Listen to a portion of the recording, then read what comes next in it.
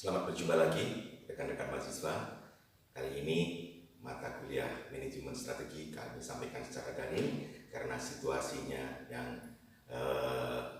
mengkondisikan kita seperti itu. Untuk itu marilah kita langsung saja ke caption. Jadi inilah topik-topik yang akan kita bahas, antara lain saat kali ini adalah mengenai what is the company mission, kemudian formulating a mission, overseeing strategy makers, agency theory, dan stakeholders approach to company responsibility. Pada sesi ini, saya akan hantarkan mengenai mata kuliah manajemen strategi, di mana mata kuliah ini semestinya diambil oleh mahasiswa jurusan manajemen semester 6. Untuk lebih singkatnya, saya langsung saja ke kata strategi yang berasal dari Yunani yang berarti stratos atau militer, di mana strategi dulu dikenal hanya digunakan oleh para jenderal perang dalam membuat rencana untuk memenangkan peperangan. Sedangkan pada masa sekarang, terminologi kata strategi sudah menjadi bagian integral dari aktivitas organisasi bisnis untuk dapat mempertahankan eksistensinya. Dalam rangka menghadapi tantangan perubahan lingkungan. Lingkungan apa saja yang berubah? Ada lingkungan ekonomi, lingkungan sosial budaya, lingkungan teknologi, lingkungan konsumen, supplier, dan terutama persaingan. Ekonomi tentu saja berubah, tingkat pendapatan per kapita berubah, sosial budaya juga berubah, dari budaya lama menjadi budaya baru, bahkan menjadi budaya populer, dan masih banyak lagi. Kemudian teknologi tentu saja berubah dari zaman analog menjadi zaman digital dan sebagainya. Kemudian konsumen pun berubah seleranya. Supplier juga berubah, barangkali akan berganti supplier yang lain. Dan persaingan, terutama pesaing semakin kuat ataupun sebaliknya. Sehingga strategi tentu saja akan berjalan secara dinamis. Selanjutnya, secara umum kita mendefinisikan strategi sebagai suatu cara mencapai tujuan. Menurut Carl von Clausewitz, strategi merupakan suatu seni menggunakan pertempuran. Ini tadi kembali ke zaman perang ya, bahwa strategi dimiliki hanya para jenderal. Strategi merupakan rencana jangka panjang untuk mencapai tujuan. Strategi terdiri dari aktivitas-aktivitas penting yang diperlukan untuk mencapai tujuan. Ini menurut George Steiner dalam Strategic Planning tahun 1979, Free Press. Kemudian Mintzberg dalam bukunya yang berjudul The Rise and Fall of Strategic Planning tahun 1994 mengatakan bahwa strategi dapat digunakan dalam berbagai cara atau situasi. Di sini disampaikan pertama, strategy is a plan, a means of getting from here to there. Artinya strategi adalah suatu perencanaan. Ya, bagaimana kita melangkah dari sini menuju ke sana. Kemudian yang kedua, strategi is pattern in action over time. Strategi is pattern of action over time, atau merupakan pola strategi adalah seperti ini. Anda tahu pola, barangkali tahu paling mudah adalah kita tahu pola yang dilakukan oleh sebuah kesebelasan timnas menghadapi lawan adalah pola 2, 3, 4 dan sebagainya, ada seperti itu adalah pola. Dan akan berganti apabila pola tersebut tidak tepat, mungkin akan diganti menjadi sebaliknya. Di mana tadi dikatakan strategi adalah merupakan suatu pola yang telah ditentukan dalam rangka untuk mengantisipasi perubahan-perubahan tadi. Kemudian yang ketiga, strategi is position, that is reflects decision of offer particular product or service in particular markets. Artinya strategi merupakan suatu pemosisian yang artinya merupakan suatu refleksi dari sekian keputusan mengenai kenyataan produk maupun yang berupa barang ataupun jasa di pasar yang sebenarnya atau pasar konsumen. Kemudian yang keempat, strategy is perspective, that is vision and direction. Strategi merupakan suatu perspektif atau melihat ke depan, berupa visi dan arahan. Vision and direction. Kemudian Michael Porter dalam artikelnya yang berjudul Competitive Strategy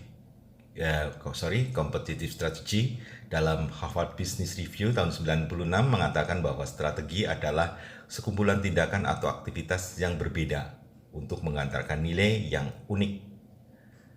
Kenapa dikatakan unik? Unik adalah berbeda, tidak umum ya. Unik, sehingga unik ini adalah unik yang baik, bukan unik yang jelek.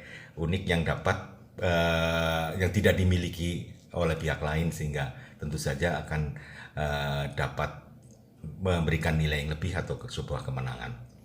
Sedangkan Thompson dan Strickland tahun 2001 mengatakan strategi terdiri dari aktivitas-aktivitas yang penuh daya saing serta pendekatan-pendekatan bisnis untuk mencapai kinerja yang memuaskan atau sesuai target. Saya tekankan lagi, Thompson dan Strickland tahun 2001 mengatakan strategi terdiri dari aktivitas-aktivitas yang penuh daya saing. Nah, ini aktivitas-aktivitas yang penuh daya saing serta pendekatan-pendekatan bisnis untuk mencapai kinerja yang memuaskan atau sesuai target. Kemudian kata strategi merupakan kata sifat yang menjelaskan implementasi strategi atau penerapan strategi. Menurut Kamus Oxford edisi Learner tahun 2003, strategik berarti menjalankan strategi dengan rencana, target waktu, dan tujuan yang jelas. Ini menurut Oxford edisi Learner tahun 2003, strategik artinya merupakan strategi dengan perencanaan, target waktu, dan tujuan yang jelas. Barangkali suatu hal yang mudah buat teman-teman mahasiswa. Strategi berarti menjalankan strategi dengan perencanaan. Anda berencana mau pergi ke suatu tempat, tentunya akan punya target waktu sampai di sana jam berapa dan tujuannya jelas untuk apa. Anda pergi ke Jogja, sampai Jogja adalah jam 10 pagi. Di sana saudara mau belanja apa sehingga tidak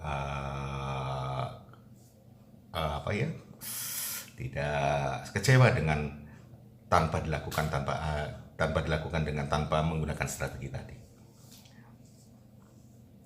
Jadi dapat diambil kesimpulan, tanpa strategi adalah bisa disebut sebagai ugal-ugalan. Ya, sudah saya sampaikan di perkuliahan sebelumnya, tanpa strategi adalah ugal-ugalan atau ngawur-ngawuran. Kata strategi merupakan kata sifat yang menjelaskan implementasi strategi, tadi sudah sebutkan ya. Kemudian mungkin akan lebih mudah kita pahami konsep strategi dari pendapat Kenichi Ohmae. Salah baca ya. Pendapat Kenichi Ohmae, seorang ekonom dari Jepang. Di dalam bukunya yang diterbitkan tahun 1982, The Mind of the Strategist, Business Planning for Competitive Advantage dari Penguin Book. Menurut Ohmae, berpikir strategi akan menghasilkan penyelesaian yang lebih kreatif dan berbeda bentuknya daripada berpikir secara mekanik dan intuisi. Pengertiannya adalah Ohmae mengatakan bahwa berpikir strategi akan menghasilkan penyelesaian yang lebih kreatif. Kreatif itu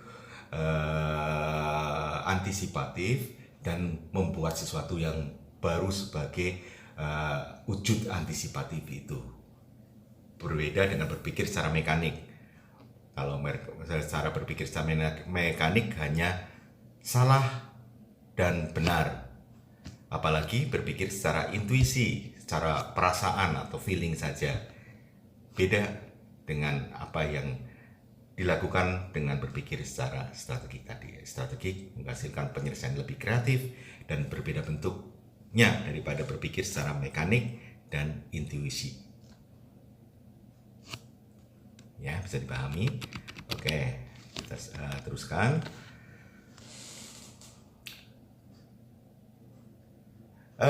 Strategi adalah suatu tindakan yang menjawab 3 pertanyaan besar, yaitu pertama, di mana kita saat ini?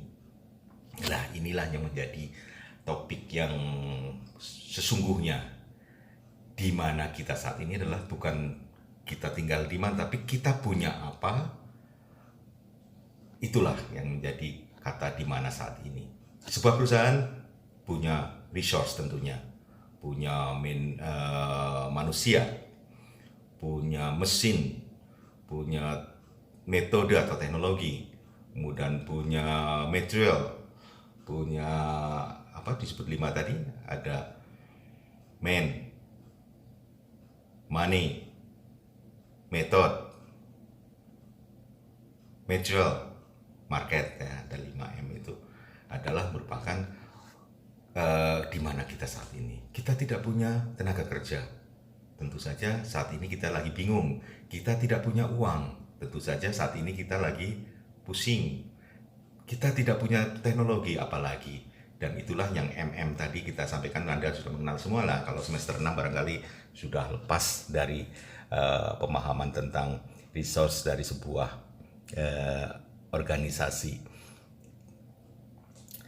Kemudian kita ingin pergi kemana atau mencapai suatu posisi. Kita punya tadi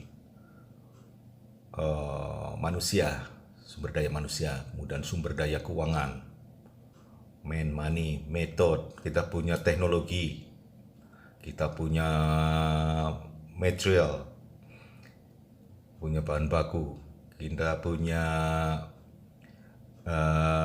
pasar yang akan kita kuasai. Itulah yang akan kita incar, dimana perginya adalah mencari posisi bisnis. Posisi bisnis kita di sana mau seperti apa? Apakah kita mau menjadi leader? Apakah kita akan menjadi follower? Ataukah kita menjadi pemalsu dan sebagainya? Kita ilustrasikan dulu lah sedikit ya mengenai kita punya manusia, kita punya uang dan sebagainya, dan mempunyai keahlian dalam bidang teknologinya, kita metodenya serta mesinnya tadi belum saya sebutkan adalah kita punya mesin untuk membuat rokok, kita punya metodenya cara membuat rokok, kita punya tenaga ahlinya atau sumber daya manusianya yang bisa membuat rokok. Tentu saja kita akan berbisnis rokok misalnya, bikin pabrik rokok. Di mana kemudian kita menentukan posisi bisnisnya? Tentu saja tidak langsung karena di sana sudah ada gudang garam, sudah ada Sampurna, sudah ada Jarum dan lain sebagainya yang sudah lama eksis di sana. Nah, inilah bagaimana kalau kita akan menempatkan posisi bisnis kita. Apakah kita akan menjadi pesaing secara frontal, akan langsung menghadapi secara besar-besaran, apa kita mengikuti dulu atau bahkan memalsu dulu. Barangkali inilah yang dilakukan oleh para pemasar-pemasar. Tapi kalau palsu itu biasanya sudah menyalahi kaidah-kaidah etika bisnis, jadi tidak boleh, itu bahkan akan terancam pidana. Kemudian kinerja finansial kita seperti apa? Kinerja finansial barangkali saudara-saudara sudah tahu adalah kita paham di mana ada likuiditas, solvabilitas, ada rentabilitas. Inilah kinerja keuangan. Apabila kinerja keuangan kita sudah baik, antara likuiditas barangkali saudara sudah tahu adalah perbandingan antara atau rasio dari hutang lancar per modal lancar kali 100%, atau kewajiban jangka pendek ya. Kemudian solvabilitas adalah kewajiban jangka panjang, sedangkan rentabilitas adalah kemampuan untuk mendapatkan profit atau mendapatkan keuntungan. Jadi kalau kinerja finansialnya sudah bagus, barangkali juga kita akan bisa meraba-raba kita mau kemana. Kemudian kinerja non finansial, tentu saja bukan keuangannya, kinerja non finansial bisa kinerja mesinnya, kinerja teknologinya atau metodenya, kinerja sumber daya manusianya, kinerja pemasarannya, dan lain sebagainya. Bisa dipahami kan? Nah, kemudian kita melangkah yang ketiga, kapan dan bagaimana kita sampai di sana. Nah, inilah yang menjadi topik kali ini. Kapan kita sampai di sana? Dengan kita tahu memahami di mana kita saat ini, kemudian kemana kita akan pergi. Nah, yang agak sulit memang kapan dan bagaimana kita sampai ke sana. Ini yang tentunya butuh suatu semangat yang tinggi, butuh kesungguhan dari semua lini di dalam satu perusahaan tadi, dari pihak manajernya, dari stafnya sampai karyawannya paham betul visi perusahaan sehingga mereka bisa secara total menuju visi dari perusahaan, mencapai visi perusahaan. Kapan ditentukan waktunya adalah memang bukan dapat dilakukan dengan mudah, karena di luar tadi ada perubahan-perubahan lingkungan, ada pesaing, ada perubahan teknologi dan lain sebagainya, tadi sudah disebutkan di atas, perubahan ekonomi, perubahan selera konsumen dan lain sebagainya. Nah, inilah yang akan menjadi topik pembicaraan kita di dalam manajemen strategi. Kemudian secara manajemen strategi, perkembangan manajemen strategi di negara maju melalui 4 tahapan, yaitu pertama anggaran dan kontrol keuangan itu tahun 90-an. Manajemen by control, esensi utama sistem manajemen yang berkembang khususnya di Amerika Serikat sebelum Perang Dunia, dititik beratkan pada fungsi pengendalian sebagai alat utama dalam manajemen strategi. Pada masa tersebut kondisi lingkungan relatif stabil dan kompetisi bisnis tidak begitu mempengaruhi kegiatan bisnis. Pada masa tersebut kondisi lingkungan relatif stabil dan kompetisi bisnis tidak begitu mempengaruhi kegiatan bisnis, sehingga yang diperlukan hanya atau cukup mengendalikan permasalahan yang berulang-ulang dengan menggunakan pola yang sama. Tadi pola sudah sebutkan. Pola adalah formulasi. Polanya seperti apa? Pola menghadapi konsumen, pola menghadapi pesaing, pola menghadapi perubahan sosial budaya dan sebagainya. Alat yang dipergunakan akan bertumpu pada pengendalian keuangan serta sistem dan prosedur manual saja. Ini pada era abad 19 ya. Anggaran kontrol keuangan sudah masuk. Kalau 19 begini berarti sudah masuk abad 20, karena sekarang sudah abad 21. Jadi tadi kalau pada saat itu khususnya di Amerika Serikat tahapan yang digunakan adalah hanya anggaran dan kontrol keuangan, di mana titik beratnya adalah fungsi pengendalian. Kemudian yang kedua, kalau yang pertama tadi kontrol keuangan ya, kontrol keuangan, anggaran dan kontrol keuangan. Kedua adalah perencanaan jangka panjang. Dari perencanaan jangka panjang ini dilakukan mulai pertengahan abad 20 tahun 1950-an, atau disebut sebagai manajemen by exploration, perencanaan jangka panjang dari tahun 1950-an atau manajemen by exploration.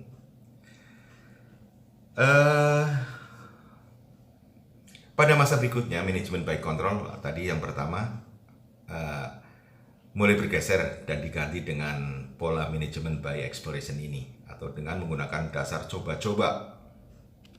Hal ini disebabkan pada masa itu organisasi bisnis mulai menghadapi perubahan atau akselerasi lingkungan.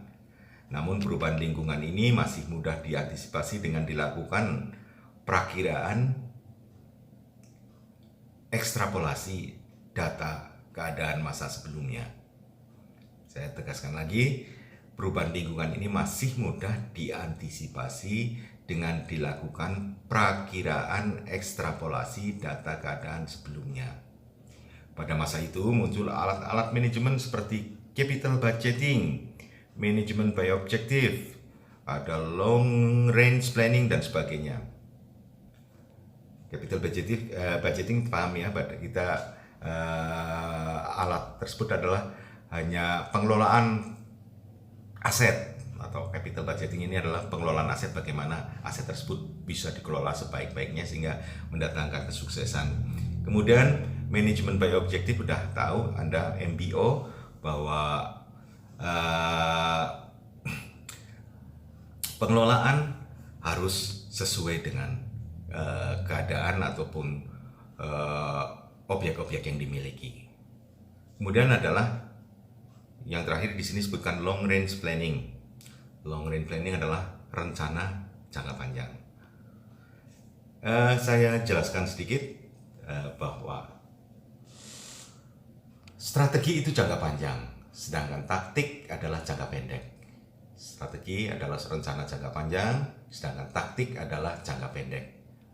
Jadi strategi itu adalah sekumpulan taktik-taktik yang berurut-urutan, itu disebut strategi. Taktiknya seperti ini, taktiknya seperti itu. Nah, adalah sekumpulan taktik yang disebut kemudian sekumpulan taktik tadi disebut sebagai strategi.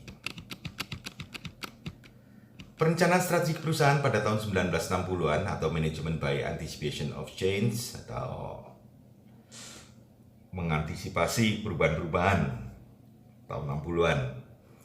Pengelolaan dengan cara mengantisipasi perubahan. Pada masa ini, diskontinuitas atau perubahan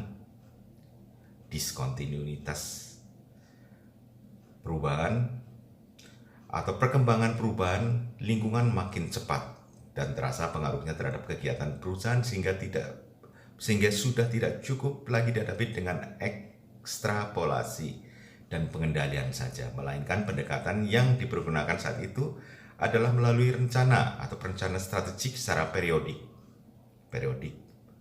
Tidak langsung membuat jangka yang terlalu panjang, tapi periodik.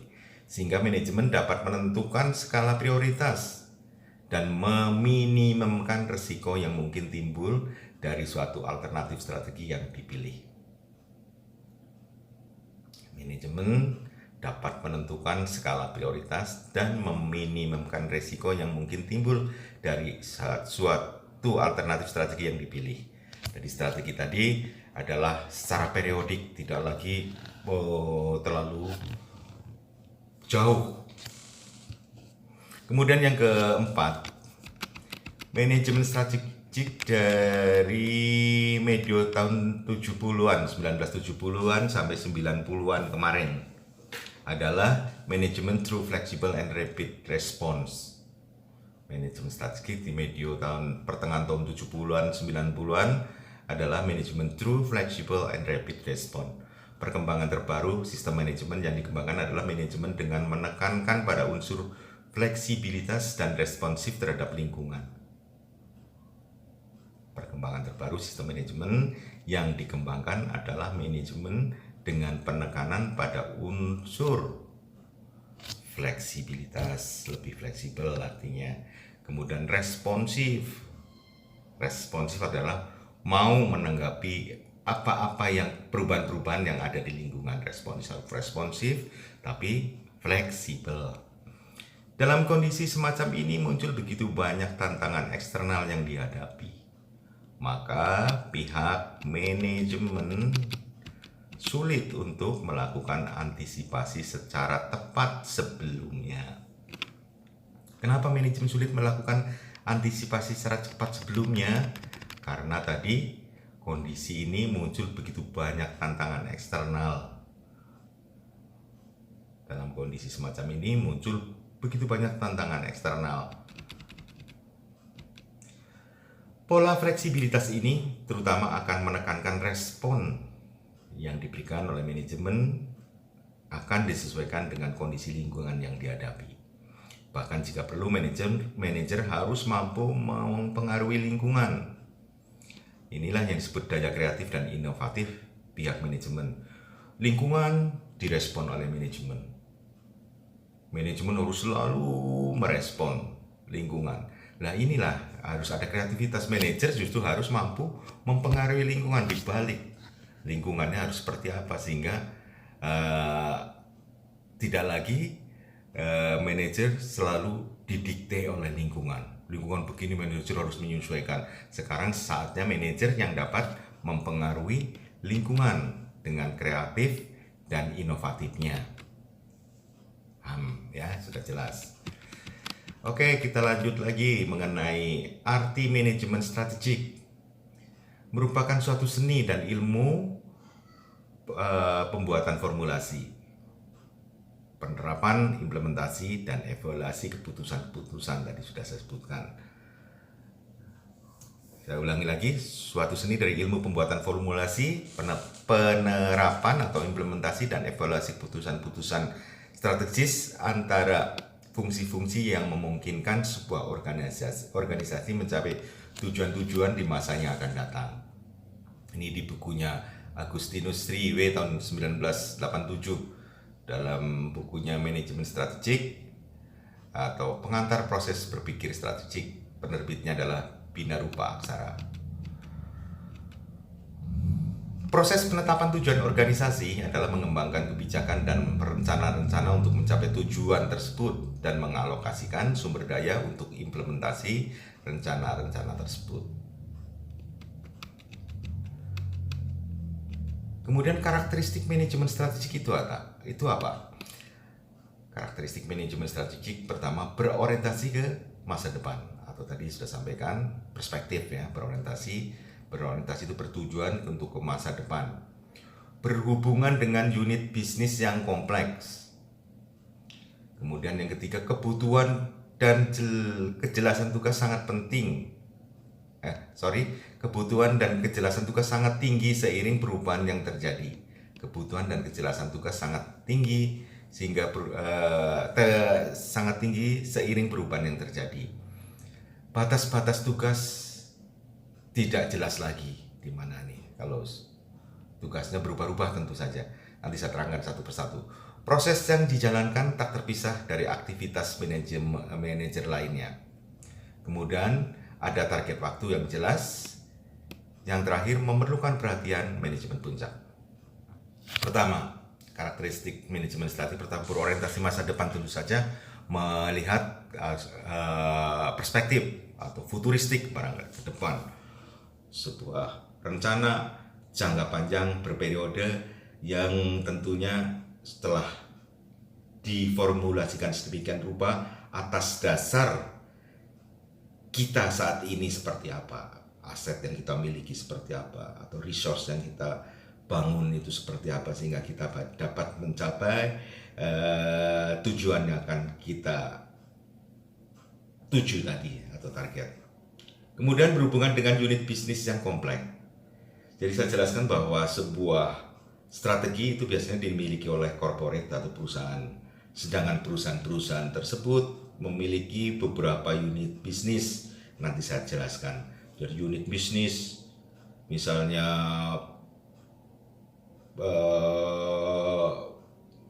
suatu perusahaan besar, katakan ABCD, perusahaan ABCD lah ya, memiliki unit bisnis di bidang properti, di bidang trading, di bidang otomotif, di unit bisnis pembiayaan dan sebagainya. Dari satu perusahaan tapi memiliki unit bisnis yang jumlahnya tidak sedikit. Jadi nanti kita jelaskan ada strategi corporate dan strategi unit bisnis. Jadi Anda jangan bayangkan bisnis ini hanya sekedar suatu usaha tradisional yang kecil, yang konvensional. Kita lihat bahwa Astra memiliki beberapa unit bisnis yang nanti saya akan jelaskan. Kemudian kebutuhan dan kejelasan tugas sangat tinggi dari seiring perubahan yang terjadi. Dalam manajemen strategi ini memang dibutuhkan sekali kejelasan tugas dari setiap lini yang ada di perusahaan. Tugas-tugasnya ini sering terjadi karena mengantisipasi perubahan-perubahan lingkungan. Kemudian batas-batas tugas tentu saja tidak jelas. Karena apa? Karena adanya perubahan-perubahan tadi, sehingga perubahan-perubahan pekerjaan pun menjadi berubah. Batas-batas tugas tidak tegas di sini adalah karena memang antara lini-lini yang ada di perusahaan ini harus berkoordinasi sedemikian rupa sehingga mereka saling memahami pekerjaan antar lini, di mana bagi orang umum akan melihat bahwa batas-batas tugas menjadi tidak jelas. Padahal di sini adalah hanya bentuk koordinasi yang lebih dinamis dari sebuah perusahaan atau sebuah organisasi, sehingga terlihat batas-batas tidak jelas ini bukan suatu kelemahan, bahkan ini menjadi suatu yang dinamis. Kemudian proses yang dijalankan tidak terpisah dari aktivitas manajer lainnya. Jadi manajemen strategik di sini tentu saja adalah proses yang dijalankan tidak terpisah dari aktivitas manajerial lainnya. Adalah gambarnya seperti ini. Sebuah perusahaan tentu saja di situ ada operasional, ada keuangan, ada pemasaran, dan departemen yang lain. Tentunya inilah akan menjalankan aktivitas manajemennya tidak terpisah. Bagian sumber daya manusia, bagian keuangan tadi ya, kemudian bagian pemasaran, bagian operasional, mereka saling terkait, mereka saling membutuhkan, mereka saling memberikan, sehingga ada link kerjasama yang sangat ketat, membuat mereka berjalan menjalankan roda perusahaan ini atau roda organisasi. Mereka saling berhubungan, saling memberi, saling membutuhkan, sehingga mereka lah yang akan membuat suatu mata rantai berjalannya perusahaan tersebut. Kemudian dari manajemen strategi ini disebutkan ada target waktu yang jelas. Ya pasti, karena kalau tidak ada target waktu, kita tidak bisa menentukan keuntungan yang akan diperoleh. Ada target waktu. Target waktu meleset saja akan terjadi kerugian. Akan terjadi distrust atau ketidakpercayaan dari pihak-pihak tertentu dan sebagainya. Ada target waktu akan menjadikan stres bagi setiap pihak, baik pihak manajemen, pihak staf, pihak karyawan, atau bahkan dari pihak stakeholder yang lain.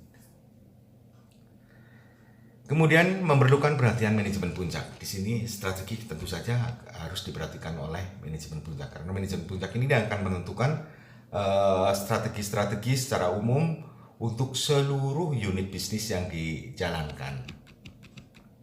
Jadi manajemen puncak ini harus memahami betul koordinasi antara unit-unit bisnis yang ada, sehingga akan dapat dilihat unit bisnis mana yang sedang mengalami panen, unit bisnis mana yang sedang kesulitan, dan lain sebagainya, sehingga inilah yang akan menjadi tanggung jawab manajemen puncak untuk memberikan perhatian yang lebih serius. Kemudian proses manajemen strategik itu seperti apa? Pertama, mendefinisikan kegiatan utama organisasi atau core business, menetapkan manajemen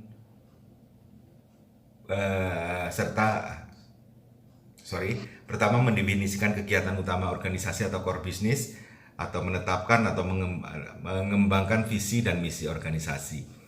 Visi tadi sudah dijelaskan, visi akan menjadi apa, misi adalah dengan cara apa menjadi apa.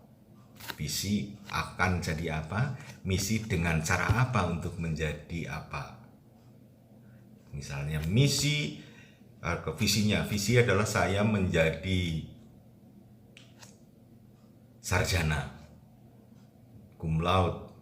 Visinya adalah dilakukan dengan belajar sungguh-sungguh, misinya dilakukan belajar sungguh-sungguh, kuliah sungguh-sungguh,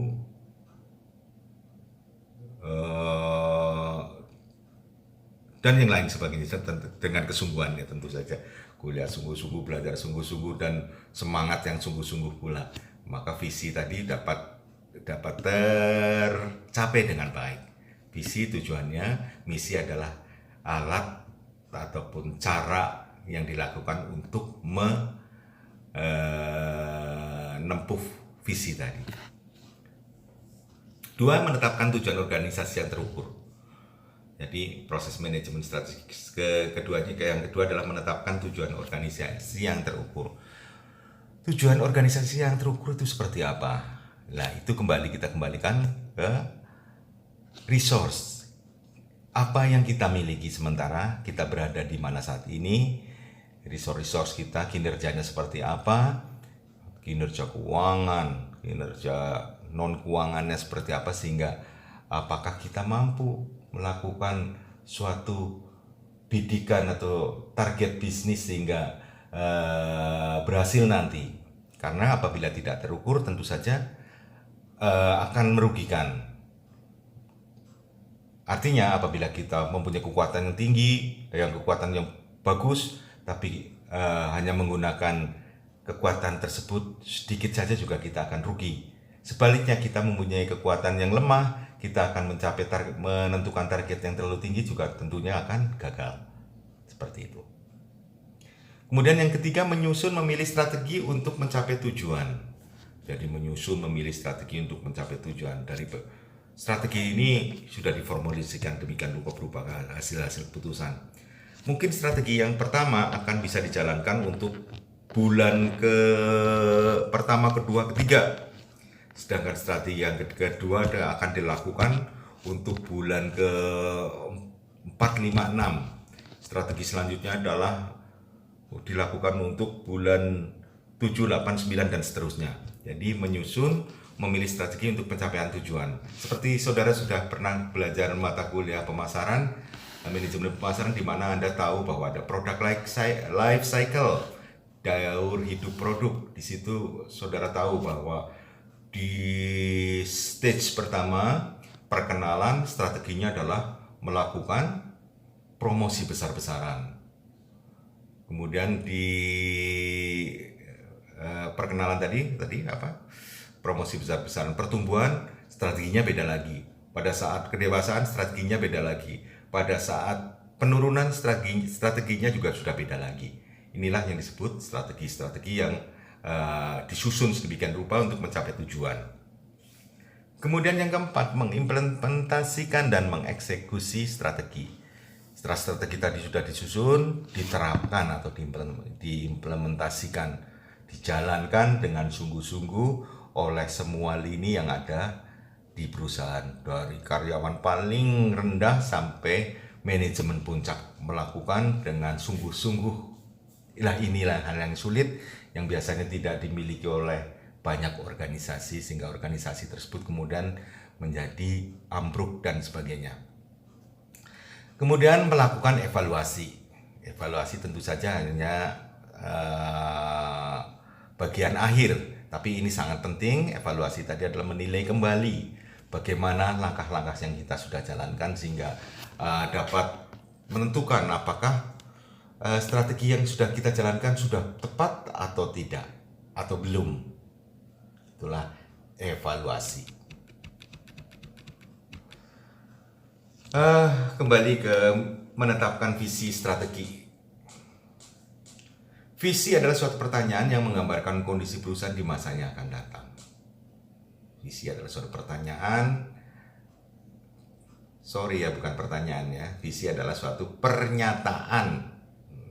Pernyataan yang menggambarkan kondisi perusahaan di masa yang akan datang. Bukan pertanyaan. Kalau pertanyaan tentu saja harus dijawab. Ini pernyataan, menyatakan bahwa saya ingin menjadi A, saya ingin menjadi B, dan sebagainya. Jadi visi adalah merupakan pernyataan menggambarkan posisi perusahaan di masa yang akan datang. Anda pernah melihat beberapa perusahaan besar di Indonesia seperti Astra, ada maskapai penerbangan seperti AirAsia, walaupun bukan milik Indonesia itu ya. Kemudian ada Telkomsel, ada Sido muncul, dan sebagainya. Itu awalnya berbeda-beda. Ada yang langsung sudah besar, ada yang berawal dari kecil, kemudian menjadi besar, dan sebagainya. Kemudian visi merupakan cita-cita perusahaan. Nah, seperti anak kecil, cita-citanya ingin menjadi dokter. Perusahaan pun punya visi seperti itu. Saya ingin menjadi apa? Boleh, bebas. Tapi visi tadi berjalan sesuai dengan resource yang dimiliki tadi, kinerja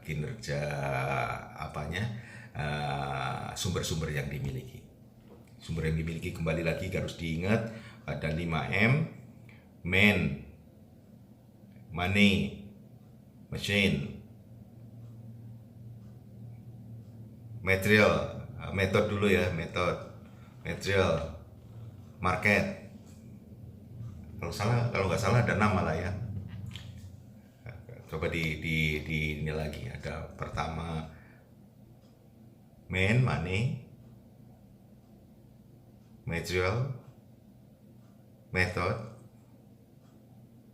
market. Oh 5, barangkali 5. Pernah saya ngajar 6 kelihatannya. Oke, visi kemudian visi adalah pernyataan lagi yang menjawab pertanyaan where we are going. Sama aja yang pertama lah, kita akan kemana, where we are going. Oke, analisis lingkungan ini. Lingkungan tadi ada lingkungan ekonomi, lingkungan sosial budaya, lingkungan supplier, lingkungan konsumen, dan lain sebagainya.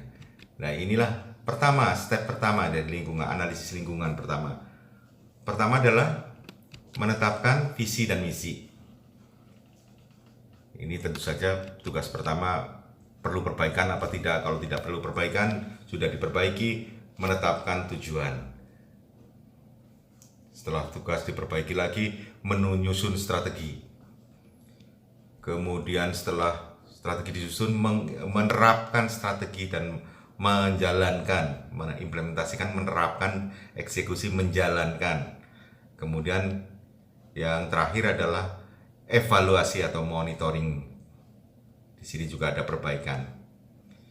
Nah, inilah yang selalu dinamis berjalan seperti itu. Visi dan misi harus selalu di-upgrade. Prosesnya seperti itu, tidak bisa ditetapkan untuk sekalian dijalankan untuk beberapa tahun, itu nggak bisa. Karena ada perubahan-perubahan yang mau tidak mau harus disikapi oleh pihak manajer. Tapi kemudian tadi ada satu yang menjadi perlu kita garis bawahi, manajer juga harus kreatif. Justru manajer tadi yang harus mempengaruhi lingkungan, jangan manajer yang selalu dipengaruhi oleh lingkungan. Oke, kita lanjutkan lagi. Visi yang disusun harus strategik. Visi strategik adalah visi yang mudah diartikulasikan atau diartikan, mudah dipahami, diterima pihak dalam organisasi atau semua lini. Mengapa visi harus strategik? Pertama, visi yang dihadapi dan diterima oleh semua pihak atau karyawan akan menjadi magnet yang mengikat mereka dalam organisasi. Jadi visi yang dipahami secara saksama, diterima oleh semua pihak, baik karyawan tingkat direksi maupun sampai karyawan tingkat paling bawah, memahami dan menerima dengan baik, maka akan menjadi magnet yang mengikat mereka pada organisasi. Ketika karyawan memiliki komitmen siapa ya? Komitmen itu kesediaan ya, kesediaan yang tinggi dalam jangka panjang pada organisasi, komitmen itu kesediaan yang berbau kesetiaan, kecintaan juga ya. Karyawan memiliki komitmen tinggi dan jangka panjang pada organisasi, maka keputusan-keputusan bisnis akan dapat dihasilkan dan dilaksanakan dengan lebih mudah. Visi strategi mampu merefleksikan aspirasi manajemen dan memberikan gambaran yang jelas mengenai masa depan perusahaan, menjawab pertanyaan where we are going. Nah, inilah tadi kita ulangi lagi, visi strategi mampu merefleksikan aspirasi manajemen, dalam memberikan gambaran yang jelas mengenai masa depan perusahaan dalam menjawab pertanyaan where we are going. Kok aspirasi manajemen? Ya, manajemen tadi harus memiliki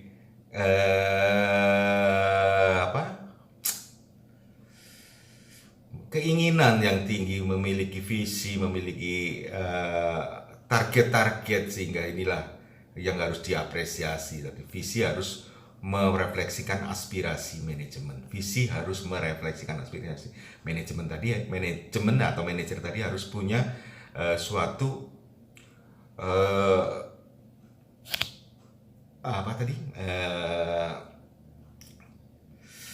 cita-cita atau keinginan yang terukur, yang dinamis, yang ambisius, sehingga nantinya dapat direfleksikan melalui visi perusahaan. Harus punya ambisi yang baik, harus punya keinginan yang tinggi, harus mampu membawa perusahaan ini menjadi suatu perusahaan yang memiliki level yang baik,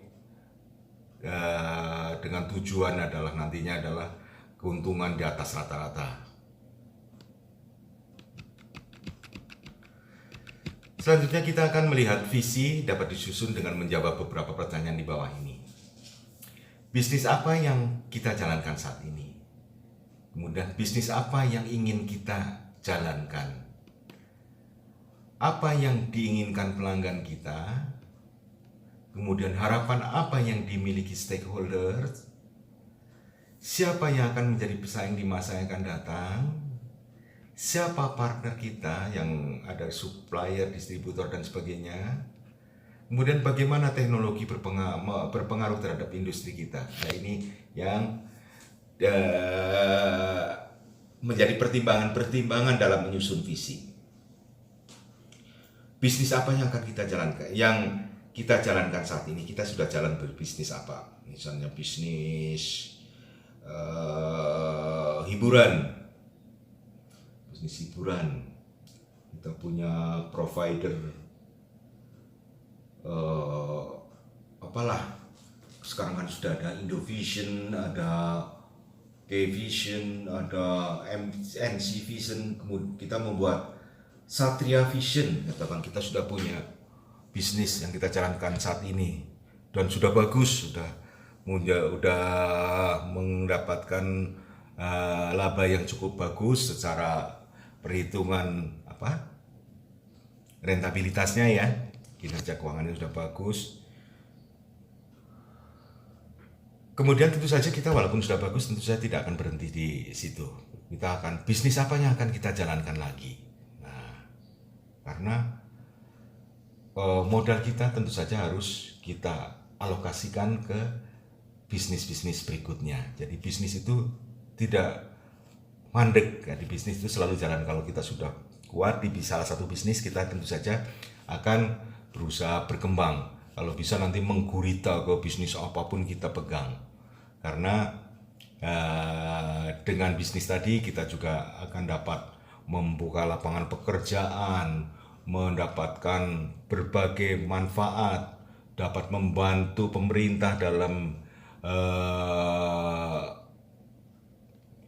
menekan devisa, menyumbangkan devisa serta yang lainnya.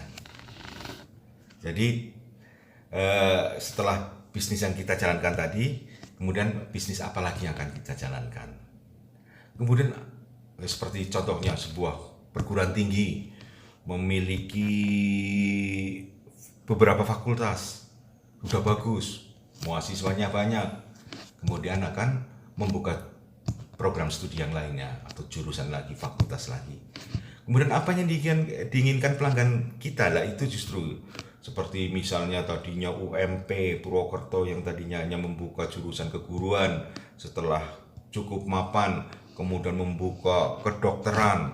Nah, karena apa yang diinginkan pelanggan kita. Orang kepengen jadi dokter itu cita-cita sejak kecil, ditanya besok gede jadi apa, jadi dokter, walaupun gedenya jadi apalah ya, banyak yang jadi ya nggak usah disebutkan lah, takut dosa. Kemudian harapan apa yang dimiliki stakeholder? Stakeholder itu siapa? Stakeholder adalah para pihak tentunya yang berkaitan dengan bisnis yang dijalankan. Ada supplier, distributor, konsumen, ada vendor-vendor dan sebagainya, yang tentu saja harapan-harapan mereka, tentunya mereka punya harapan-harapan. Ada supplier tentu saja ingin memberikan suplai dalam jangka panjang, distributor demikian pula dapat menyalurkan barang-barangnya dalam jangka panjang, karena tidak ada perusahaan yang menginginkan berdiri hanya jangka pendek, kecuali perusahaan yang tanpa strategi tadi yang saya sebutkan sebagai ugal-ugalan. Kemudian siapa yang akan menjadi pesaing kita di masa yang akan datang? Tentu saja sudah terdeteksi kalau kita sudah membuat seperti itu. Banyak perguruan tinggi bersaing, antara perguruan tinggi ini bersaing. Pada provider TV ini pun bersaing. Nah itu di masa akan datang akan tambah lagi tentunya. Nah itu. Kemudian siapa partner kita atau supplier, distributor tadi ya, termasuk stakeholder tadi. Partner, kalau stakeholder para pihak, kalau supplier, distributor nih lebih ke partner karena merupakan bagian yang lebih dekat lagi. Kemudian bagaimana teknologi mempengaruhi terhadap industri kita? Nah, apabila Telkom saja yang dulu hebat sekali seperti itu, dengan adanya teknologi, warnet hilang, kemudian banyak sekali karena kemajuan teknologi ini akan menjadikan keusangan. Semuanya menjadi ketinggalan zaman. Zaman dulu kita beberapa tahun yang lalu masih pakai piringan nyetel DVD, baik di mobil maupun di rumah. Sekarang kita hanya cukup pakai chip, pakai flash disk. Besok mungkin sudah ganti lagi karena teknologi berkembang, dan kemungkinan yang kalau kepengen tahu perkembangan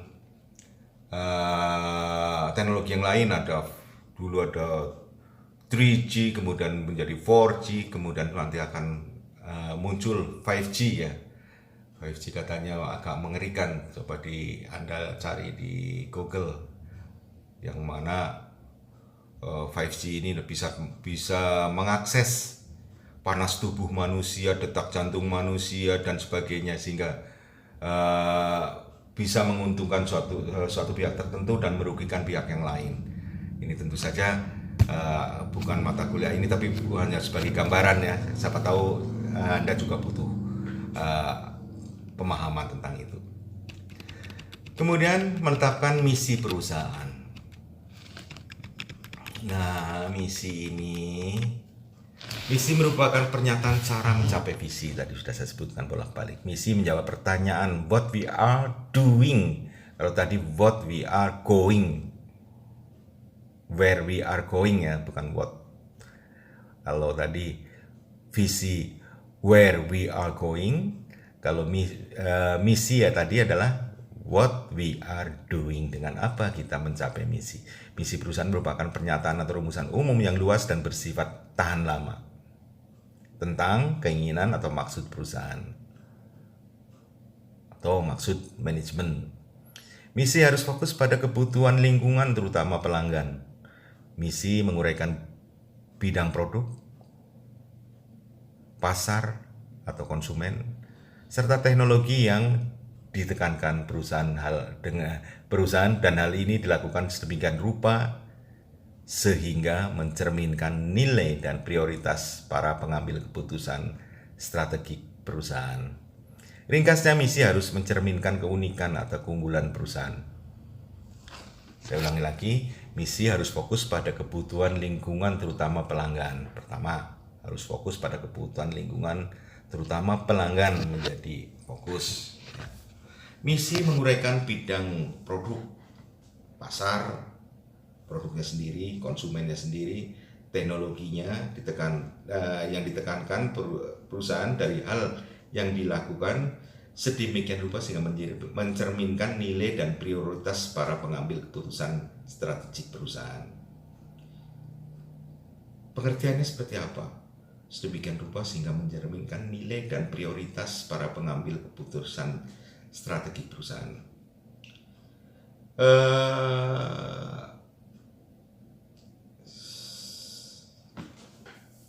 Kita tahu di sekitar kita ada beberapa industri convenience seperti rokok.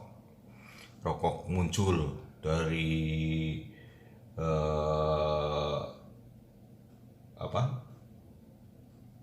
gudang garam, membuat rokok jenis mild, jenis kretek, jenis filter biasa, dimana kemarin-kemarin merilis, kalau tidak salah sekitar sudah 3 atau 2 tahun yang lalu, merilis suatu produk gudang garam signatur yang dimana harganya pas, kemudian rasanya pas, sehingga banyak diminati banyak orang. Lumayan booming sampai hari ini. Inilah yang dikatakan sebagai fokus dalam mengambil keputusan, sehingga mencerminkan kehebatan dari para pengambil keputusan strategik perusahaan. Artinya risetnya berhasil. Ringkasnya, misi harus mencerminkan keunikan atau keunggulan perusahaan. Misi tadi mencerminkan keunikan dan keunggulan perusahaan. Jadi perusahaan menjadi terlihat unggul, terlihat unik, karena unik adalah tidak dimiliki oleh yang lain. Merupakan suatu keunggulan yang tidak dimiliki oleh yang lain, itulah disebut unik. Jadi suatu keunggulan yang memang sangat khas di dalam ilmu pemasaran adalah masalah keunikan. Disebut juga dulu dalam mata kuliah pernah disebut sebagai suatu diferensiasi keunggulan. Hal yang perlu ada dalam misi, pertama pelanggan, produk, dan pasar. Hal yang perlu ada dalam misi. Kenapa pelanggan? Kenapa produk? Kenapa pasar dalam misi? Artinya misi tersebut harus berorientasi pada pelanggan. Pelanggan sukanya apa? Pelanggan berharap tentang apa? Pelanggan butuh tentang apa? Tentu saja difokuskan pada pelanggan. Produknya, pasarnya juga yang akan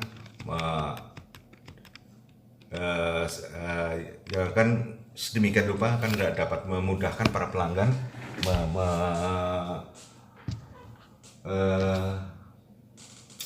memuaskan kebutuhannya. Jadi kita sudah paham bahwa kebutuhan kadang-kadang ada gapnya.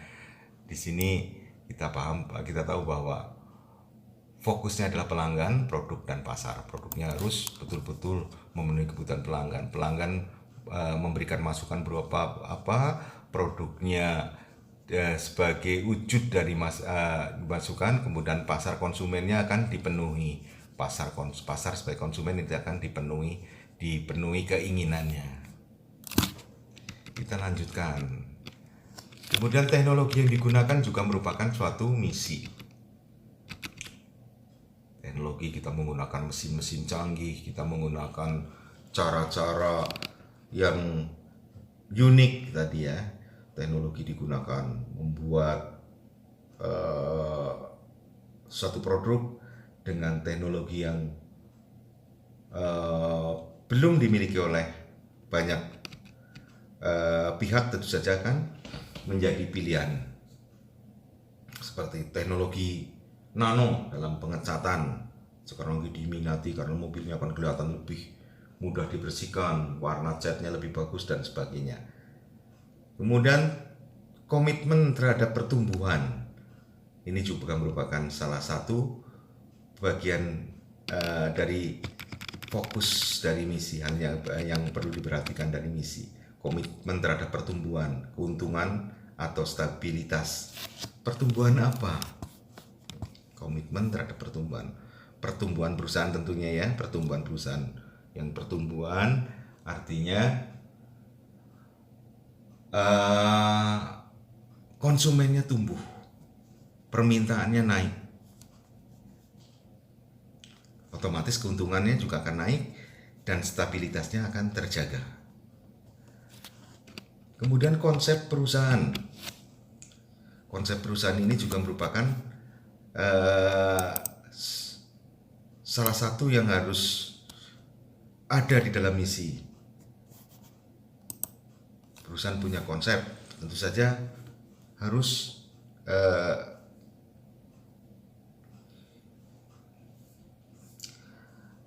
mencerminkan misi tadi harus mencerminkan konsep perusahaan. Nah, intinya. Kemudian komitmen terhadap stakeholder. Komitmen stakeholder tadi, stakeholder bisa konsumen, bisa supplier, bisa distributor. Supplier dalam hal ini banyak sekali. Supplier material ada, supplier tenaga kerja juga bisa ada, supplier keuangan. Perusahaan tentu saja butuh supplier keuangan dari para pemegang saham, misalnya ke perusahaan besar. Kalau perusahaan sedang yang mungkin suppliernya pinjam ke lembaga keuangan dan lain sebagainya. Supplier adalah mereka penentu di mana perusahaan menjadi dapat berjalan sebagaimana diinginkan. Kemudian sebagai contoh untuk dibaca sendiri, ada contoh visi dan misi dari Telkom. Nah, ini ada itu muncul, nanti saya bacakan dari Telkom, saya bacakan nggak apa-apa lah. Ini agak sedikit banyak.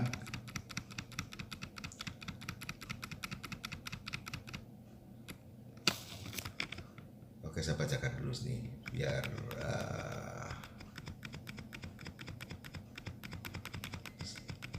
dari Telkom sendiri memiliki visi to be leading infocom player in the region. To be a Telkom visinya adalah to be a leading infocom player in region, bukan religion, region. Ada region adalah satu area atau region, satu wilayah. Telkom berupaya untuk menempatkan di sebagian perusahaan infocom terkemuka di kawasan Asia Tenggara, Asia dan akan berlanjut ke kawasan Asia Pasifik. Jadi Telkom berupaya untuk menempatkan diri sebagai perusahaan info komersial terkemuka di kawasan Asia Tenggara, Asia, dan berlanjut ke kawasan Asia Pasifik. Kemudian misi Telkom seperti apa dengan visinya seperti itu? Misinya, Telkom mempunyai misi memberikan pelayanan one stop infocom. One stop infocom dengan jaminan bahwa pelanggan akan mendapatkan layanan terbaik berupa kemudahan, perubahan dan jaringan berkualitas dengan harga kompetitif. Katanya seperti itu, kenyataannya nggak tahu lah ya. Kemudian Telkom akan mengelola bisnis melalui praktek-praktek terbaik dengan mengoptimalisasikan sumber daya manusia yang unggul, menggunakan teknologi yang kompetitif, serta membangun kemitraan yang saling menguntungkan dan saling mendukung secara sinergis. Jadi visinya tadi Telkom berupaya untuk menempatkan diri sebagai perusahaan info komersial terkemuka di kawasan Asia Tenggara, Asia, dan akan berkelanjutan ke kawasan Asia Pasifik.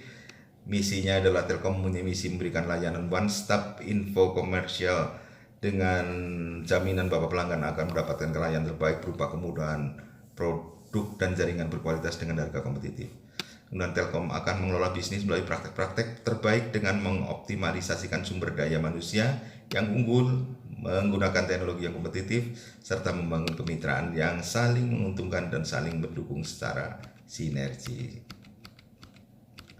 Sedangkan Sido muncul visinya menjadi industri jamu yang dapat memberikan manfaat pada masyarakat dan lingkungan. Menjadi industri jamu yang dapat memberikan manfaat pada masyarakat dan lingkungan, bukan untuk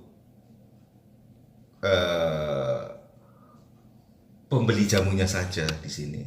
Ternyata Sido muncul banyak memberikan sumbangan, kontribusi terhadap masyarakat, memberikan kepedulian di situ. Sudah muncul terlihat CSR-nya ya, company social responsibility-nya sangat bagus. Jadi memberikan beasiswa, memberi sumbangan-sumbangan prestasi, memberi sumbangan-sumbangan bencana dan sebagainya. Kemudian misi meningkatkan mutu pelayanan di bidang herbal tradisional. Kemudian mengembangkan riset atau penelitian yang berhubungan dengan pengembangan pengobatan dengan bahan-bahan alami, bukan kimia. Kemudian meningkatkan kesadaran masyarakat yang akan pentingnya membina kesehatan melalui pola hidup sehat, pemakaian bahan-bahan alami dan pengobatan secara tradisional. Kemudian yang keempat, ikut mendorong pemerintah atau instansi resmi agar lebih berperan dalam mengembangkan pengobatan tradisional. Oke, kita lanjutkan. Menetapkan tujuan. Misi perusahaan perlu diterjemahkan ke dalam pernyataan-pernyataan yang lebih terukur. Terukur tadi, misalnya kita punya apa sehingga kita tidak melakukan yang di luar ukuran kemampuan kita. Lebih terukur kinerja. Disebut dengan tujuan, hasil atau outcome yang ingin dicapai perusahaan. Tujuan ditetapkan harus meliputi dua kategori atau tipe, yaitu tujuan finansial dan tujuan strategik. Tujuan finansial hasilnya adalah berkaitan dengan peningkatan dan pertumbuhan kinerja keuangan seperti laba, dividen, harga saham. Keuangan harga tujuan finansial, outcome berkaitan dengan peningkatan atau pertumbuhan kinerja keuangan seperti laba, dividen, serta harga sahamnya menjadi meningkat. Tujuan strategi, outcome akan menghasilkan daya saing yang lebih besar, lebih kuat, dan jangka panjang. Outcome akan menghasilkan daya saing yang lebih besar, lebih kuat, dan jangka panjang. Jadi bedanya kalau tadi tujuan finansialnya adalah berhubungan hanya dengan keuangan, kalau ini tujuan strateginya adalah mengenai rentang waktu, daya saing lebih besar, lebih kuat, dan sustainable atau jangka panjang.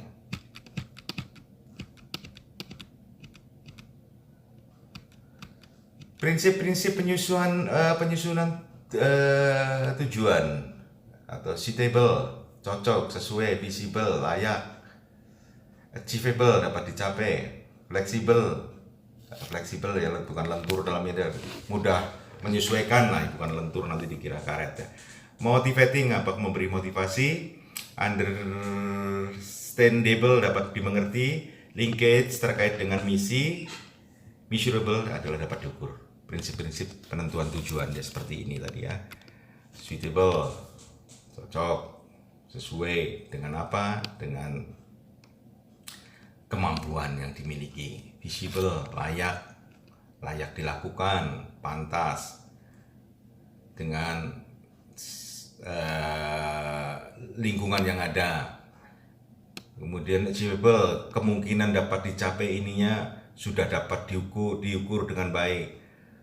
Fleksibel, mudah menyesuaikan, mudah disesuaikan. Ini prinsip-prinsip penyusunan tujuan. Motivating, memberikan motivasi sehingga ada semangat untuk menuju tujuan, semangat yang tinggi untuk menuju tujuan. Understandable, dapat dimengerti karena mudah dimengerti, maka akan dikerjakan secara sempurna. Kemudian linkage terkait dengan misi tentu saja harus terkait dengan misi. Prinsip tujuan organisasi, penyusunan tujuan tadi ya, harus sesuai dengan misi. Misi adalah dengan apa kita mengerjakannya. Kemudian measurable dapat diukur. Tentu saja tujuan ini dapat diukur, tidak ngabur-ngaburan. Kapan selesainya, kira berhasil tidaknya, kapan selesainya, measurable kapan selesainya, dan berhasil atau tidaknya. Oke, kita teruskan sedikit lagi ini. Menyusun strategi dapat merupakan isu kritis mengenai bagaimana mencapai tujuan yang telah ditetapkan, baik tujuan finansial maupun tujuan strategik. Secara umum kita mendefinisikan strategi sebagai suatu cara mencapai tujuan. Strategi dapat bersifat hidden atau tersembunyi, tidak mudah diketahui pihak luar, bahkan orang dalam sekalipun. Dapat pula bersifat open, terbuka, orang dapat dengan mudah menentukan strategi yang dilakukan suatu perusahaan. Strategi ini proaktif atau intended and deliberate, tetapi sekaligus juga reaktif atau adaptif.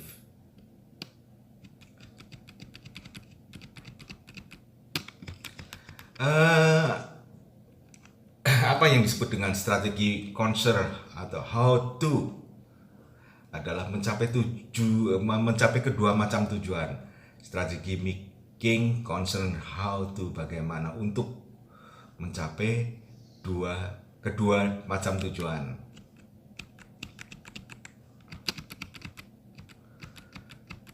How to. Pertama, memenangkan persaingan. Menangkan persaingan bukan hal yang mudah. Tentu saja harus melalui tahapan-tahapan tertentu. Honda mampu bersaing dengan Yamaha, dengan Suzuki karena berhasil dalam menebar brand image Honda selama ini.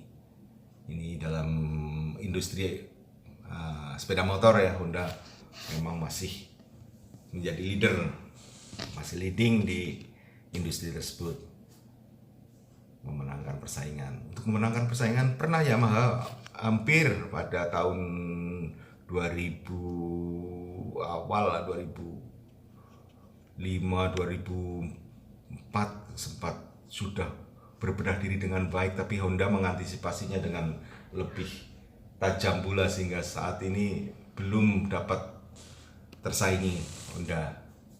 Mungkin kemudahan, kemudian brandnya yang sudah cukup bagus karena dikatakan di situ Honda lebih unggul, dan kita memang selalu menghitung jangan sampai terrugi terlalu banyak, karena biasanya kalau orang jual Honda belinya sekian, kemudian dijual lagi juga turunnya nggak begitu jauh dibanding dengan merek-merek yang lain. Kemudian how to tadi juga akan merespon perubahan industri dan persaingan. Merespon adalah menanggapi atau reaktif terhadap perubahan industri dan persaingan.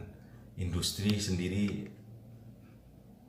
dapat berubah, persaingan juga dapat berubah. Persaingan yang tingkatannya masih level rendah, tingkatannya menengah, dan tingkatannya sudah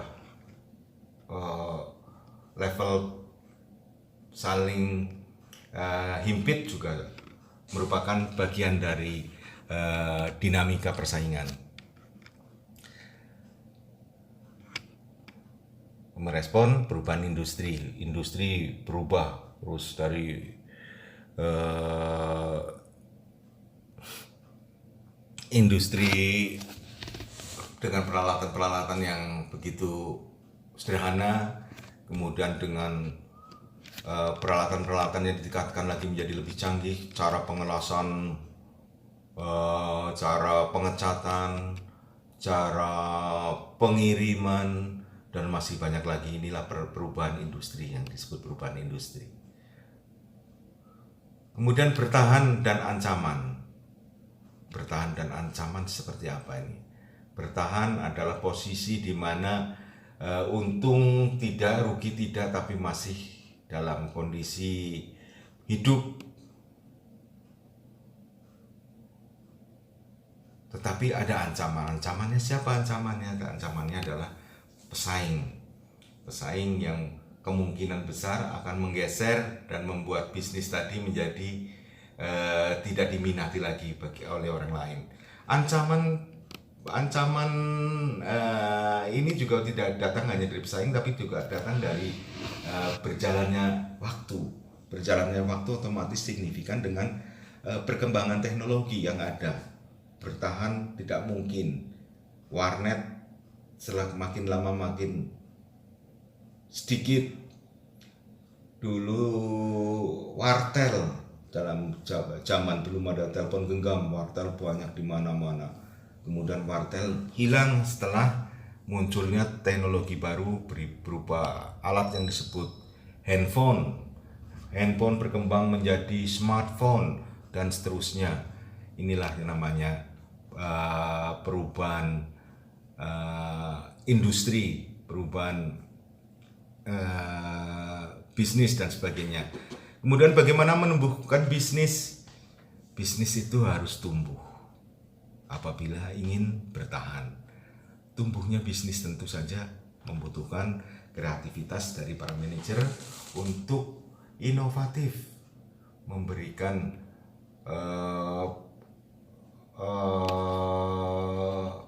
masukan-masukan baru terhadap corporate sehingga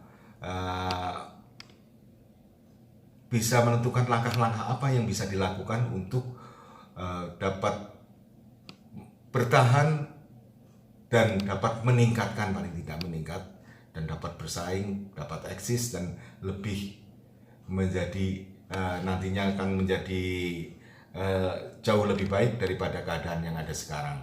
Itulah perlu menumbuhkan bisnis. Kemudian mengelola fungsi-fungsi manajemen. Manajemen sendiri adalah suatu pengelolaan, tapi di sini harus fungsi-fungsi manajemennya tadi harus dikelola dengan baik dari awal. Kita tahu bahwa manajemen berupa perencanaan, pengkoordinasian, aktualisasian, perintah, directing, penjadwalan dan masih semuanya yang ada di dalam manajemen, ada pengarahan dan sebagainya. Itu yang harus selalu dikelola dengan baik sehingga masih bersifat update sehingga dapat digunakan dengan tepat pada saatnya. Update, terus intinya tadi pengelolaan fungsi-fungsi manajemen adalah diupdate juga diupgrade. Kalau update adalah berhubungan dengan berkembangnya waktu, upgrade sendiri adalah berhubungan dengan meningkatnya gradingnya, meningkat, ditingkatkan lagi, tidak seperti sebelumnya. Kemudian penyusunan strategi merupakan entrepreneurship exchange. Jadi penyusunan strategi merupakan entrepreneurship exercise.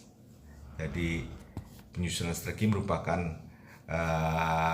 latihan dari kewirausahaan, yaitu aktivitas yang menuntut kemampuan kreator strategi untuk bisa menangkap peluang dan mengelola risiko.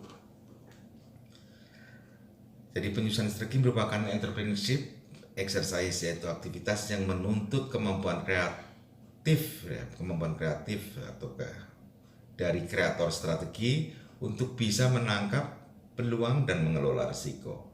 Seperti yang kita ketahui, lingkungan yang kita hadapi tidak selamanya stabil dan dapat diprediksi. Tidak stabil akan tetapi dapat diprediksi, ya, lebih tepatnya.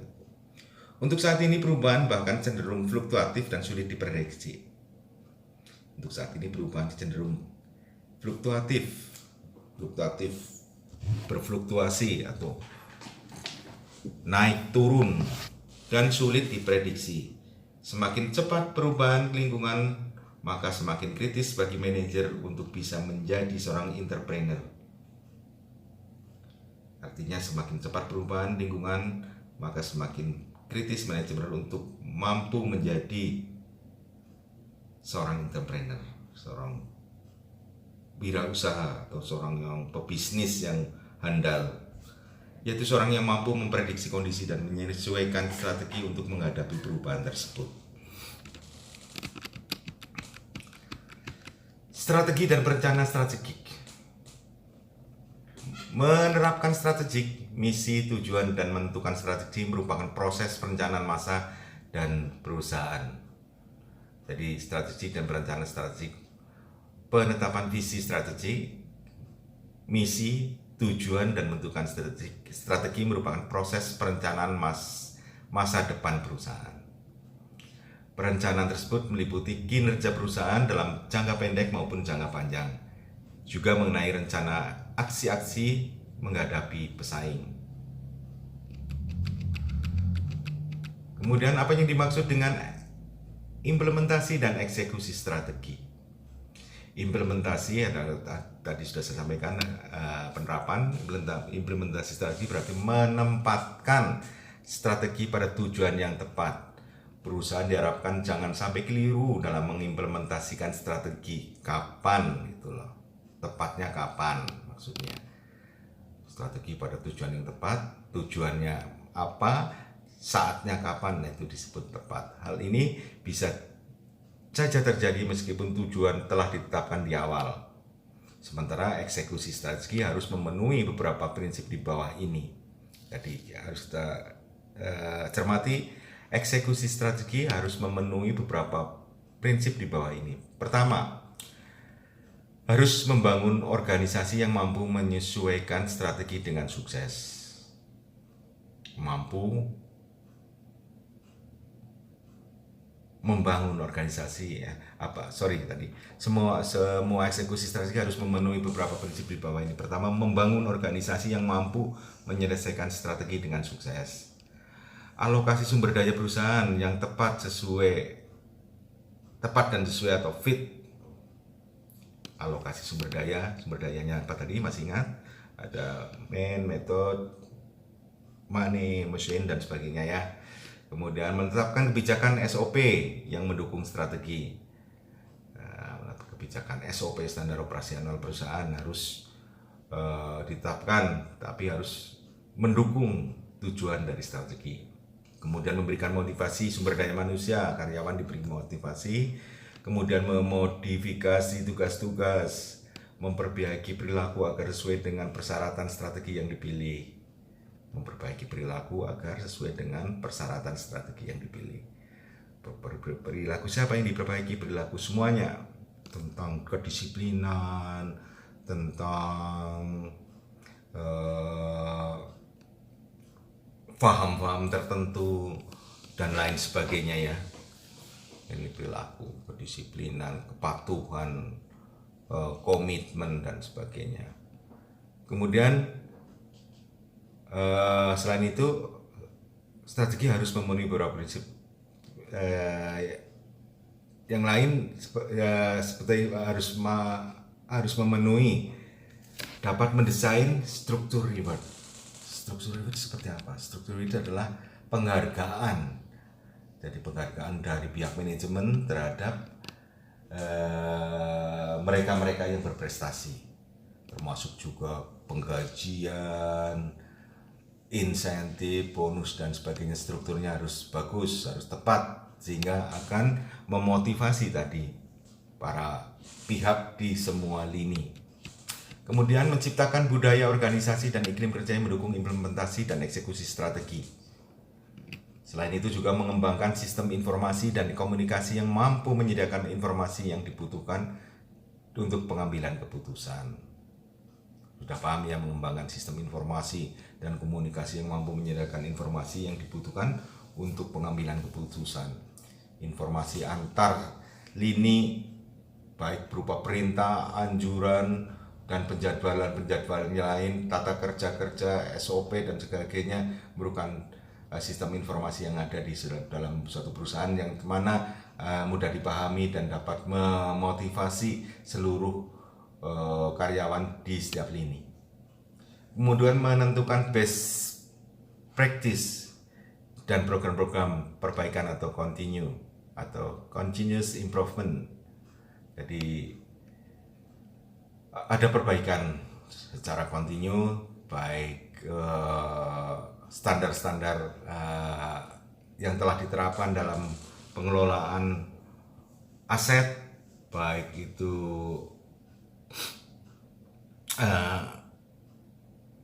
aset-aset yang berupa barang-barang ataupun yang lebih utama adalah aset yang berupa tenaga kerja manusia atau SDM.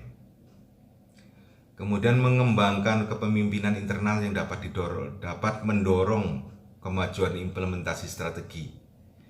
Itulah yang harus dilakukan, adalah mengembangkan kepemimpinan internal yang dapat mendorong kemajuan implementasi strategi. Jadi di sini mengembangkan kepemimpinan internal sangat penting untuk menunjang strategi. Siapa yang bertanggung jawab pada penyusunan 5 tugas manajemen strategi di atas? Pertama, Chief Executive atau Officer atau CEO, Chief Executive Officer. Siapa yang bertanggung jawab pada penyusunan 5 tugas manajemen strategi di atas? Pertama, CEO dan eksekutif senior. Kemudian manajer unit bisnis atau kepala cabang atau disebut GM area. Inilah siapa yang bertanggung jawab dalam penyusunan 5 tugas manajemen strategik. Kemudian manajer fungsional. Kemudian bagaimana strategi diciptakan atau disusun? Perusahaan dapat memilih dari alternatif di bawah ini. Pertama, the chief architect approach, the delegation approach, the collaborative or team approach, dan the corporate entrepreneur approach. Inilah 1, 2, 3, 4 ya. Bagaimana strategi dapat diciptakan atau disusun perusahaan dapat memilih salah satu alternatif di bawah ini. Pertama dengan the chief architect approach. Seperti apa sih?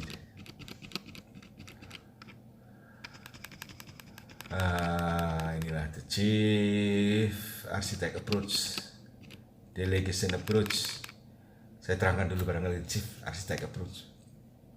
Pendekatan pemimpinan ya, kemudian yang kedua adalah pendekatan pendelegasian. Ketiga adalah pendekatan kerjasama tim. Yang keempat adalah pendekatan kewirausahaan perusahaan, corporate entrepreneur approach.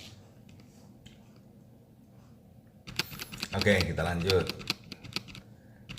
Tingkatan strategi yang disusun dapat kita bedakan menjadi beberapa tingkat tergantung pada jenis perusahaan yang melakukannya. Apakah perusahaan tunggal atau single business atau perusahaan terdiversifikasi atau diversified company. Tingkatan strategi tadi ya. Strategi dapat disusun strategi yang disusun dapat kita bedakan menjadi beberapa tingkatan tergantung. Ini ada tingkatan hanya 2 ya, tergantung pada jenis perusahaan yang memerlukannya, apakah perusahaan tunggal, single business atau perusahaan terdiversifikasi atau diversified company. Ada strategi bisnis, nih, strategi fungsional,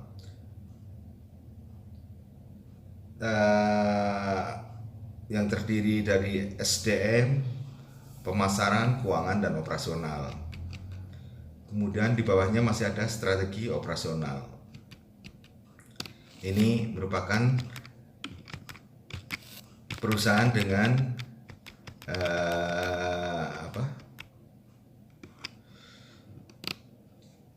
perusahaan tunggal, single business ya. Tunggal bisnis ini yang merupakan perusahaan tunggal single business. Gambarnya adalah seperti ini, perusahaan tunggal. Sedangkan perusahaan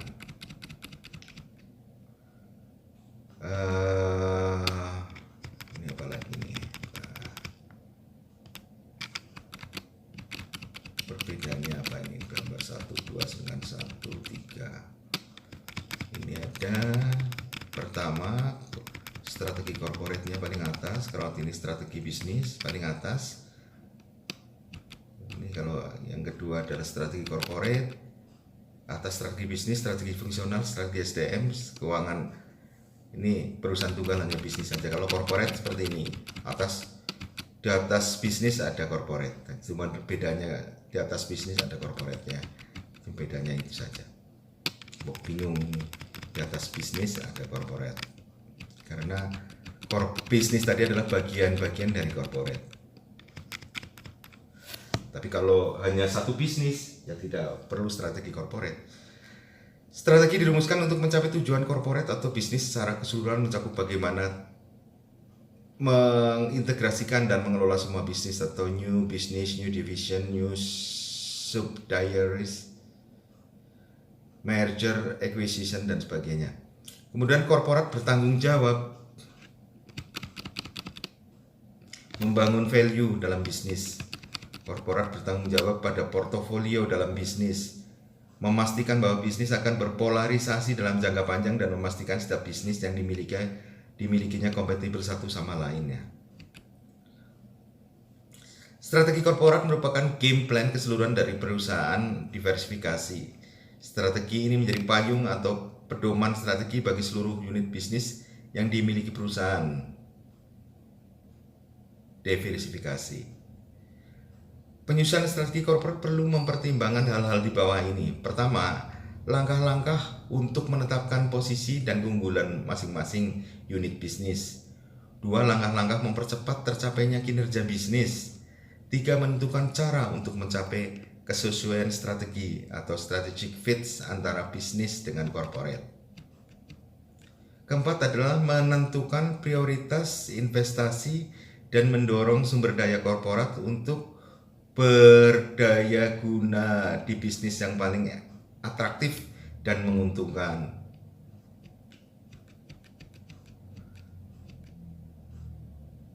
Kemudian strategi bisnis.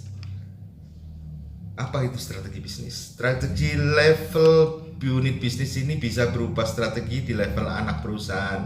Ini sudah sesuai gambar. Divisi, lini produk, dan produk atau profit center lain yang memiliki otonomi pengelolaan bisnis sendiri. Isu dalam strategi bisnis adalah bagaimana mengkoordinasikan mengkoordinasikan fungsi-fungsi bisnis atau manajemen untuk mencapai keunggulan kompetitif. Pengertian isu di sini adalah masalah ya, bukan isu gosip. Isu dalam strategi bisnis adalah masalah-masalah ya, merupakan fungsi.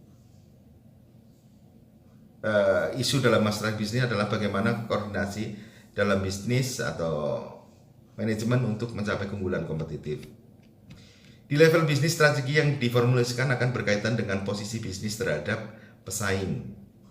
Di level bisnis, strategi yang diformulasikan akan berkaitan dengan posisi bisnis terhadap pesaing, bagaimana mengakomodasi perubahan tren pasar dan teknologi, dan upaya-upaya mempengaruhi persaingan melalui tindakan-tindakan strategi seperti integrasi vertikal atau tindakan politis seperti lobby. Strategi generik Michael Porter nih ya. Mike Porter adalah contoh strategi bisnis. Mike Porter tadi. Strategi generik dari Mike Porter adalah contoh dari sebuah strategi bisnis. Strategi fungsional, strategi yang diformulasikan dan diimplementasikan di level fungsi manajemen dari tiap bisnis seperti fungsi SDM, keuangan, operasional, dan pemasaran. Level ini menjadi pusat informasi manajemen strategi di level lebih atas, yaitu bisnis dan corporate. Menjadi pusat informasi manajemen dari bawahnya adalah fungsi manajemen SDM, fungsi SDM, fungsi keuangan, fungsi operasional, dan pemasaran, meningkat ke level selanjutnya, level bisnis dan level corporate. Jadi intinya setiap unit fungsional diharuskan mengembangkan strategi bisnis agar dapat memberikan kontribusi pada kesuksesan strategi bisnis secara keseluruhan. Kemudian apa yang dimaksud dengan strategi operasional?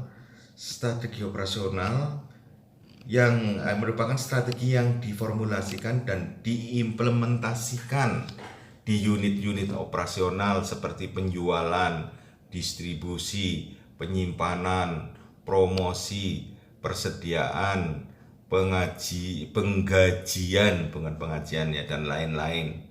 Keberhasilan manajer pada jajaran ini akan menentukan kelancaran proses dan kesuksesan organisasi secara keseluruhan. Ini fungsi-fungsi strategi fungsional, strategi operasional.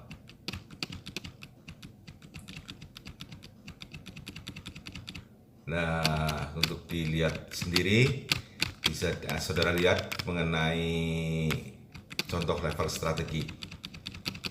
Astra, Anda pernah dengar Astra internasional, strategi korporatnya seperti apa? Nah, kita lihat Astra Corporate atau PT Astragrafia, bidangnya adalah strategi di apa namanya, pengembangan di pembuatan properti, pembuatan perumahan-perumahan, developer. Kemudian PT Astra Credit Company, sudah tahu, Anda sendiri tahu, kredit melalui Astra. Kemudian ada PT Astra Agro Lestari juga merupakan di sini strategi bisnis.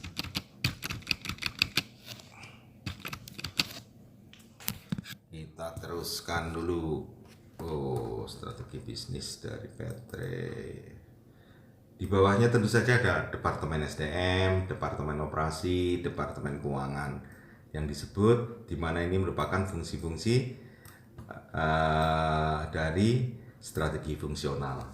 Oke, untuk sesi pertama saya cukupkan dulu, sehingga kita akan masih ada 2 sesi lagi, tapi mungkin saya jadikan 1 sesi karena materinya cukup sedikit sebagai materi untuk ujian tengah semester. Oke, terima kasih. Saya lanjutkan pada sesi berikutnya. Sebagai akhir kata saya ucapkan billahi taufiq wal hidayah. Wassalamualaikum warahmatullahi wabarakatuh.